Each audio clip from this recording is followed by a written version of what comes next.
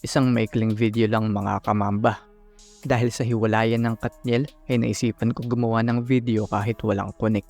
Good news nga dahil nakabalik na nga si Cam Reddish sa lineup ng Lakers matapos nitong mamiss ang 3 games ng Lakers dahil sa natamo nitong injury kontra Utah Jazz last week. Sa pagbabalik nito sa hardwood ay hindi nga naging maganda ang statline nito kontra Detroit Pistons dahil wala nga itong naitalang puntos. Nag-attempt nga itong si Reddish ng 3 beses pero lahat nga ng ito ay walang pumasok. Nakapag-ambag pa din naman ito kahit papano itong nagbabalik na wing ng Lakers ng 3 rebounds, 3 assists at plus 13 sa kanyang plus-minus sa loob ng 19 minutes na playing time. Understandable naman ito dahil kakagaling lamang niya sa injury. Bad news naman kung maituturing dahil nga nagkaroon ng sore elbow itong si Jackson Hayes sa laro nila kahapon at hindi na nga ito binalik sa second half dahil sa pag-iingat susuriin nga daw ito bago ang laro nila mamaya kontra OKC.